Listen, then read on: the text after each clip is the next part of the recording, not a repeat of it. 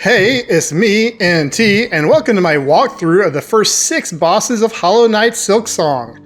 This video will show you how to beat Moss Mother, Bell Beast, Deep Docks Lace, 4th Chorus, Savage Beastfly, and Moorwing. Now to get to Moss Mother, after Hornet has her freak out, you rest at the ruined chapel bench. Here's a quick look at the map so you can see where Hornet is, and where the boss is going to be. Now the loadout for Moss Mother is just base, because there's nothing to pick up, because this was the first boss. Make your way up to the boss room, and Moss Mother is going to start with phase 1. She has 2 attacks. One is a swooping attack, where she shakes and flutters her wings a little bit before attacking, so you know that it's coming. For this attack, you're going to want to stand in the center and dive kick when she swoops below, and then follow behind her to give her a punishing mid-air strike.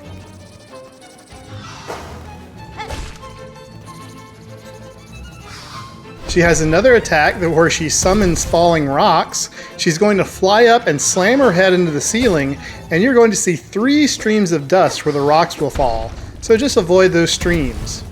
Now, when you're down to 2 masks, you should heal if you have Silk, but wait for the boss to whiff an attack and miss you, or wait until the falling rock attack where you'll have plenty of time once you're out of the dust path.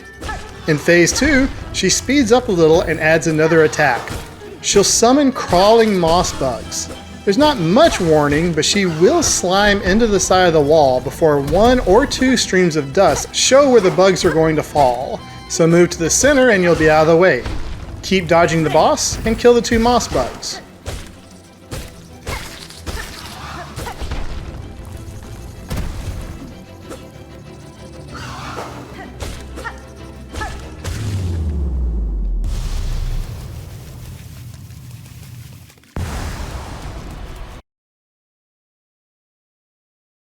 Here's the location of Bell Beast and the bench you'll start from.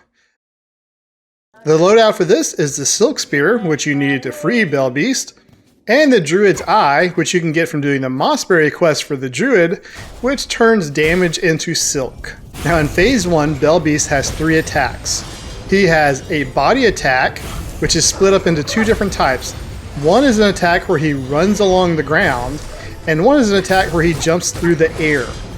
For this, you're going to want to position yourself right outside the cloud of dust. If he leaps into the air, chase him down and hit him 2 or 3 times. But if he hesitates, he's about to charge. Run away, jump, and then do a dive kick as he passes underneath you. The other attack is a bell attack. When he pops up, sends 2 bells arcing up and then bouncing along the ground. You're going to run away a little bit and then jump over them. You can tell the difference between the body attacks, which you want to move in towards, and the bell attacks, which you want to move away from, based on the size of the dust clouds. A large circle is a body attack you want to move towards, and a small circle is a bell attack you want to move away from. If you're having trouble telling the difference, it also seems like bell attacks only come from the center of the room, so you can move away from dust clouds in the center. Phase 2 is marked by him popping up like the bell attack, but instead of bells dropping, he just roars. Immediately after will be a long series of bell drops, like the Moss Mother's rock drops, but each bell bounces once. Stay as far away from the dust streams as possible, especially the ones that have been on the screen for longer, and do your best to dodge the bells. Now from now on, bells will randomly drop and bounce once, so keep an eye out for dust trails.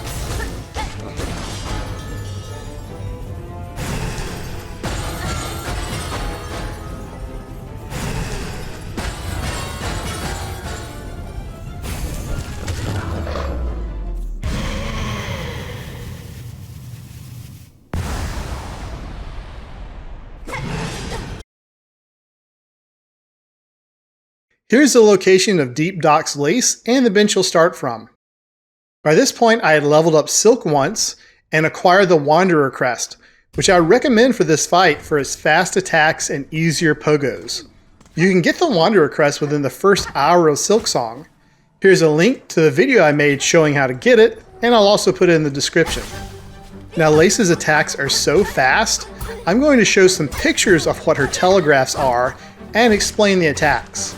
This stance telegraphs her lunge attack, and that attack can cross about half of the platform. This is her stance before a swipe attack. The swipe attack can be either 2 or 3 hits, and she can randomly break up the timing between attacks, so this is probably a good one to stay away from. This is a picture of Lace blocking. If you hit her, she does a multi-hit counter straight in front of her.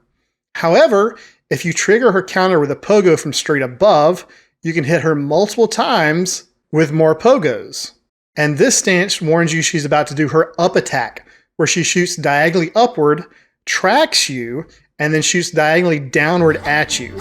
If you're thinking it's impossible to keep all these slightly different tells apart, then I agree with you. I had to watch my video at half speed just to pick them all out. Instead, my tactic was to keep pogoing on her and punishing her whenever she whiffed an attack. But her up attack can still catch you, so I suggest you do memorize this one tell. Phase 2 adds a multi-hit air AoE, which actually makes the fight easier. You can tell when it's coming and where it will hit by the big ball of light in the air, and you can run towards Lace while she's charging and punish her. Avoid the area when she's attacking, and hit her again after she slams down, avoiding the white circle around her, but ignoring the dust effect along the ground.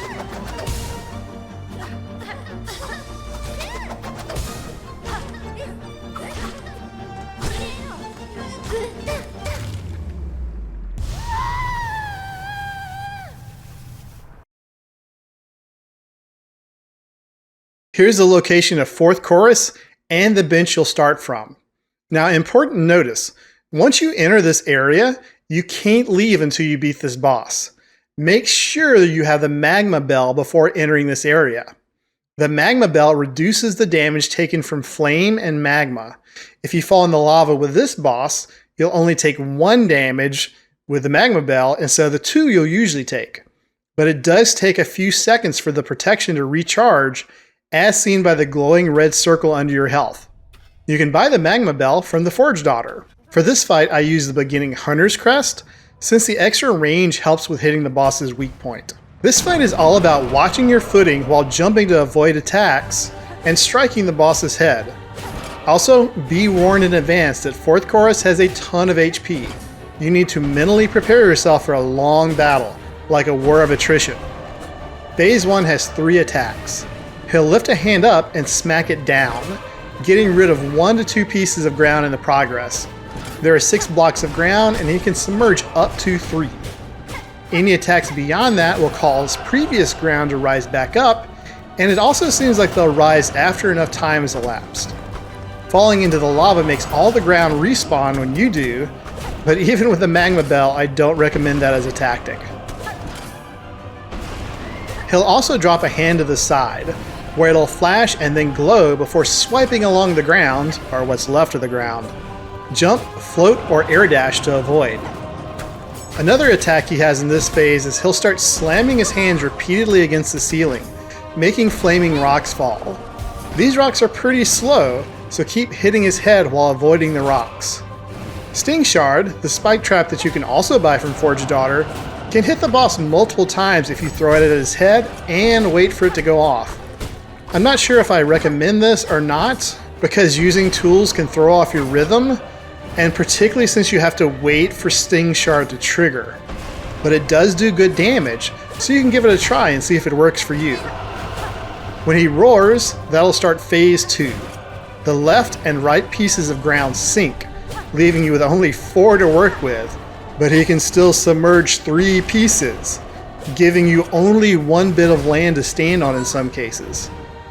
A second piece ought to pop up pretty soon, particularly if he attacks again, but until then it's jump, float, and air dash. He also stops doing the falling rock attack in this phase, making it easier to move, but harder to deal damage. He has so much health, he almost tired me out before I beat him, but persevere and he will fall.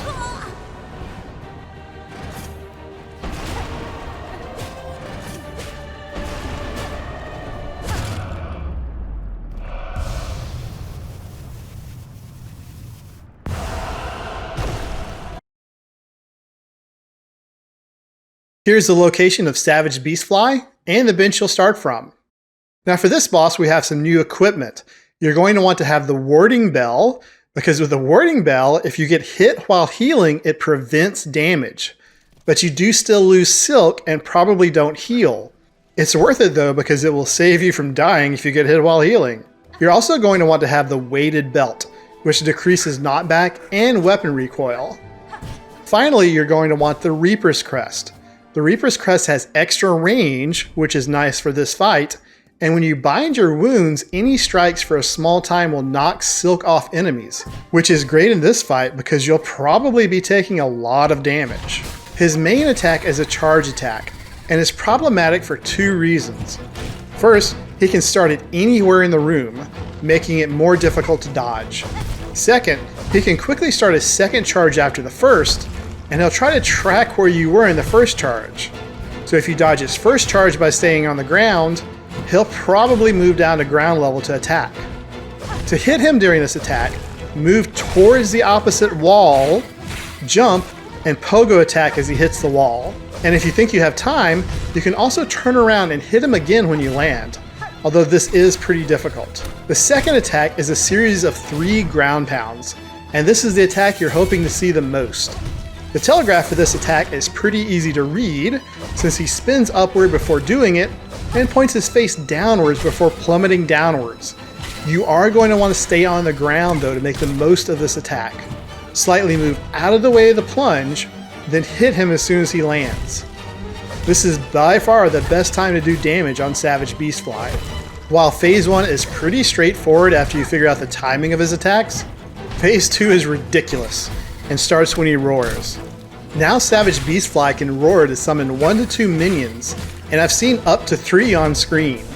This will not only damage you, but also seriously hinder getting out of the way of his attacks. His headbutt attacks will destroy minions, and you can kind of bait him into attacking where they are by moving towards the minions, but it's a little difficult. Because he summons so fast, I would actually recommend focusing on the boss and thinking of the minions as projectiles you have to dodge.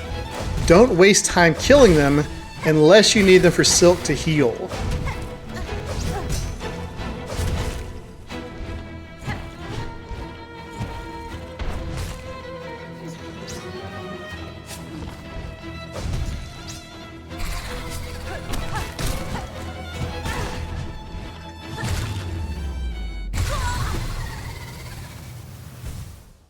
So I died. Yeah, that's not really what I wanted to happen for a walkthrough video. This is footage from my actual playthrough and Silksong autosaves, so I couldn't reload and try for a better run. But there's actually a good lesson here, which is if you and a boss die at the same time, you still win. Bosses don't have drops, so I didn't miss anything, and he's no longer blocking my way. This means that any win is a good win.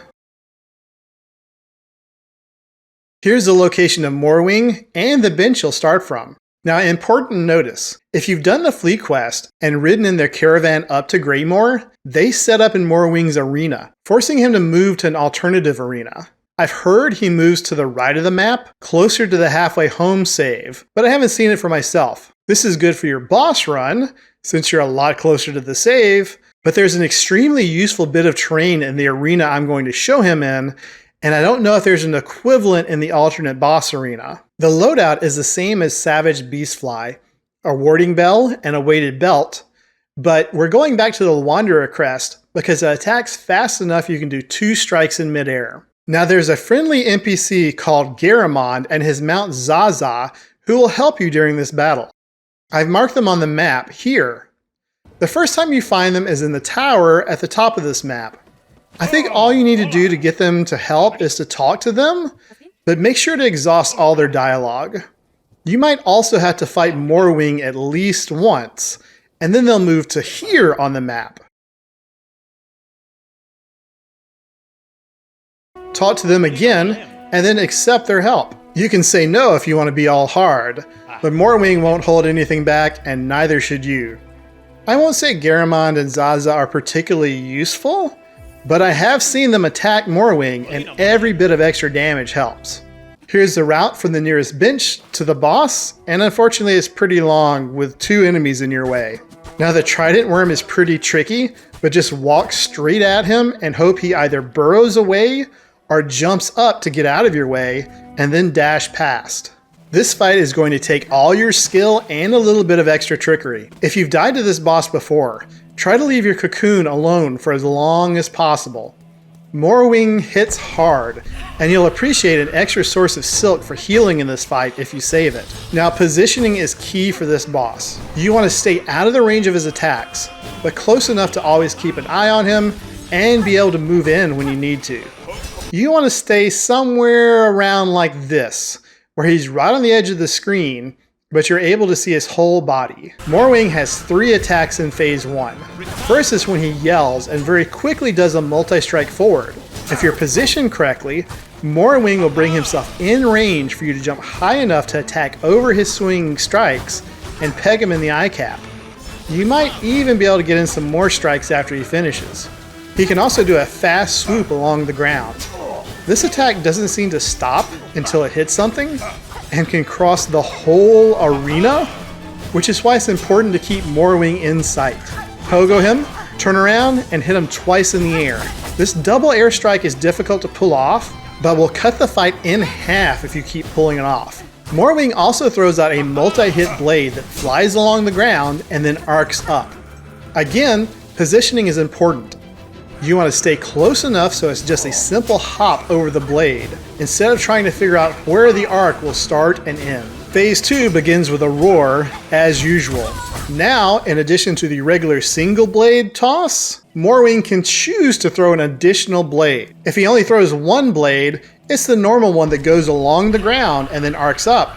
But if Moorwing decides to throw a second blade, it will travel only a short distance before arcing up and traveling a full circle, stopping when it hits the ground. Stay close like usual for the first blade, and then either run away from the second blade, or run towards Moorwing and get on his other side, past the range of the blade's circle.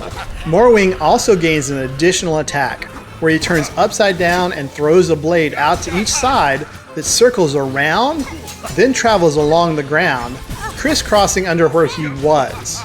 For this attack, try to stay under him, and when you jump over the blades, hit him with an upward strike. When you feel like you need to, run all the way to the right of this arena, hide behind the wall, and heal. That wall is the only thing stopping Moorwing from swooping all the way across the arena at you. Try to stay at full health if you have the silk for it, because all these double damage attacks hit fast. If you have 3 health and full silk, heal. And the last thing is be aggressive. Be aggressive. Moorwing doesn't have much health, and if you pull off enough double strikes, he'll fall quickly.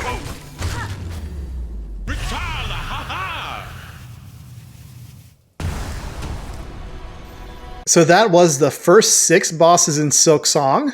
I hope this helped you out, or at least gave you an interesting look at some of the bosses. I'm planning on making video walkthroughs for all of the Silksong bosses, so if that sounds interesting to you, would you please subscribe and turn notifications on? And if this video was super helpful to you, and you want to support me, there's a Ko-Fi link in the description. Anyway, that's it for me tonight. Hope you'll have a great evening, and bye!